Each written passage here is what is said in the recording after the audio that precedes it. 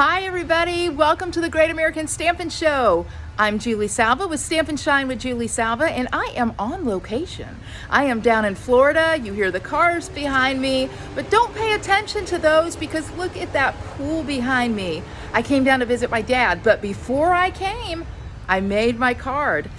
Congratulations, though, need to be said to Shannon. She won the Stamp Along projects. If you guys hadn't had a chance to check out the Stamp Along projects from 2 weeks ago, do it. You'll enjoy them. But in the meantime, I've been working hard creating my next masterpiece. This week, we are focusing on blends, using Stampin' Blends. And I'm going to tell you something. My card is perfect for Florida because, well, you'll just have to see for yourself. Ta-da! Look at that. Want to know how to make it? Let's go. Okay, so let's hop to it. So I am teaching you a new technique featuring blends. So one thing that I can tell you, in fact, I nearly made my whole video like this. What not to do. Things not to do. Don't color your acrylic block with blends to see if it'll stamp, thinking, well, you'll just wipe the blend off. It's alcohol marker. It doesn't wipe off. So now I have a beautiful acrylics block with a little bit of a berry burst tinge. So don't do that. Other things not to do. Don't be all loosey-goosey with this technique. You'll see what I'm talking about here in just a minute. So this one I need to tell you. We're using vellum. Now, Stampin' Up! Retired vellum. So there is no more vellum. And y'all, I thought long and hard about not doing this because I'm like, we can't buy vellum. But you know what? You can find vellum. Okay, so you can't get it from me right now, but you can find it. But everything else you can get from me. So let's go. So I am going to be using the blends in like an alcohol technique. So first thing I'm going to do is take my colors. I chose these blues, so I've got Azure Afternoon, Pool Party, and Misty Moonlight. And I like the darks in these. I think they do better. So I'm just going to start randomly laying down the color on this vellum. Very, very random. Now, I watched a ton of videos to learn how to do this. A ton. Well, you're like, Julie, to learn how to scribble? I mean, come on. I come here for things better than that. Well, fair point. But not really so much to learn how to scribble, but how to learn this technique. Because here's the thing. Everybody has their own way of doing it. And so there are a couple of things that I learned that I think are appropriate and that you guys are going to want to make sure that you do. And I'll share those with you as we get to it. So, but for now, I'm just laying down the color, okay? So again, I've got Pool Party, Misty Moonlight, and I don't even need that much color, but I put it down there. So Pool Party, Misty Moonlight, and Azure Afternoon, okay?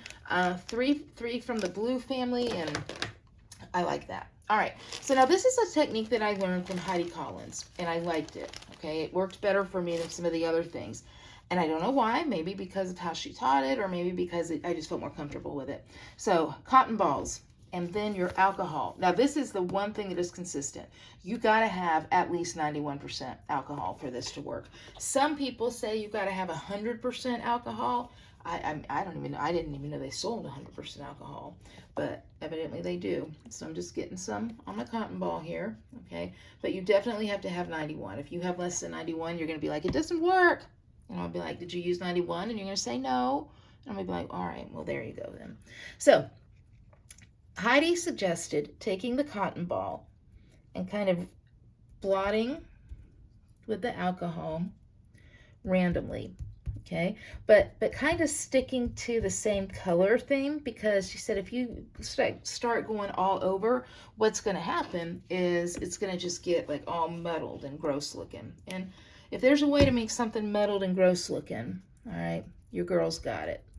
So see how when I start putting the alcohol on here, you're going to see this kind of starts to move. You can see it right there. It looks really nice. Okay, and remember, I'm using this with blends, the blend alcohol markers. Okay, I'm going to get one more cotton ball. I'm going to do the Pool Party with that one. Side note, things that are super fun when you're working with alcohol is when your fingernails and your cuticles are super dry. And so every time you get alcohol on your fingers, it stains. That's fun. Okay, all right, so I'm putting some alcohol kind of all over, all right? And you can see what's starting to happen here. See how it's starting to all blend together like that? Woo, woo. I'm not doing that to get you dizzy. I'm doing it to get the alcohol to run. Now, while it's doing that, I'm done with these cotton balls. I'm going to throw them away. Okay? While it's doing that, I am going to take my water painter. All right? And you know our water painters come in packs of 3. So I'm going to take the skinny one. It doesn't matter really what one you take. Although I do think the skinny one works best for this. And if I were like all artsy, I'd have one of those cute little art bowls that you watercolor with.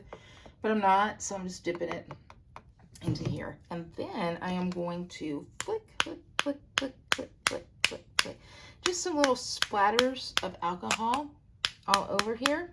And it'll kind of give it, let me get a little bit more, kind of give it a little like bubble thing where it hits, kind of like a little air bubble. So, all right, there we go. I nearly just went to blow on this. I do not know why I nearly tried to blow on my water painter, like there was some special thing there. All right, so now you're like, Julie, there's a big empty spot there, but I think you're gonna see how, when you see it up close, how it looks. So this is now time to put the card together. This is exactly the look I want. And you're like, seriously, Salva, are you sure? Re-look at that now. Are you sure that's the look you want? How many times do I have to tell you people to trust me before you do? So I have taken a piece of white cardstock. I've cut out the center using the Nested Essentials dies. And it's, oh, now we're starting to see something. I cut the vellum a little bit bigger because I'm not quite sure what part was going to look good. One never knows. Surely nothing can go wrong with alcohol and vellum and markers and a technique that you just taught yourself how to do approximately 48 minutes ago. So I'm going to cut this down because I want this to kind of be in the, this is really good. I want it to be in the, poking out through the Nested Essentials. So let's see, did I get it cut down enough? I did. So, and look, here's the thing. Just cut it down to whatever I liked, okay? Yeah, I like that. That's pretty too. But, okay, so I'm just going to put some adhesive all around my edges here. And that's going to hold the vellum in. Now, the cool thing about this, see, is that now you don't have to worry about putting, you know, where's my vellum going to have adhesive so it doesn't show, it doesn't look bad. It's going to be fine.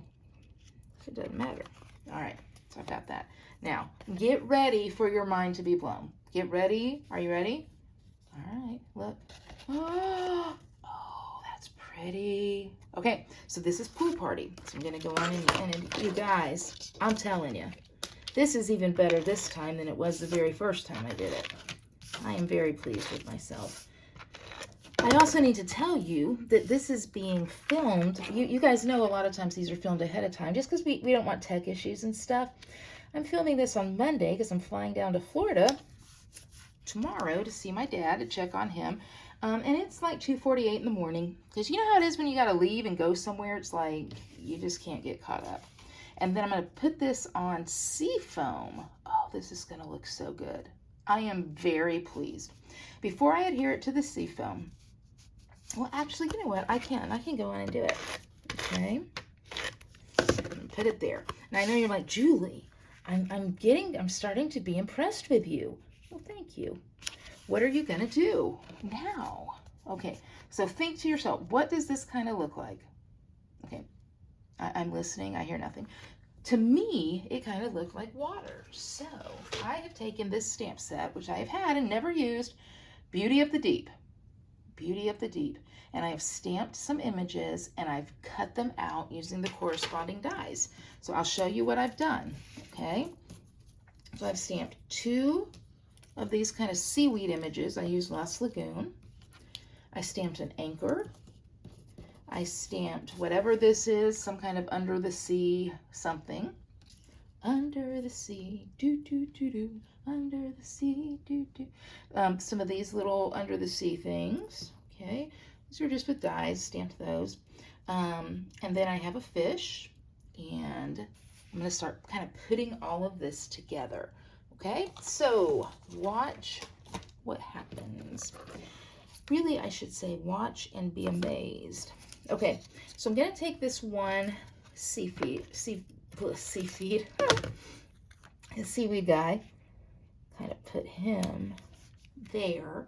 And then I'm going to take the other one and I'm going to just kind of, there's a natural cut there. You can see it. And I'm going to use that. I'm going to cut it and you'll see why in a minute. Okay, so I want this to go here because I don't like the white space. That's the only thing about this that I really had to work on, is too much white space makes it seem, it's just really glaring to me.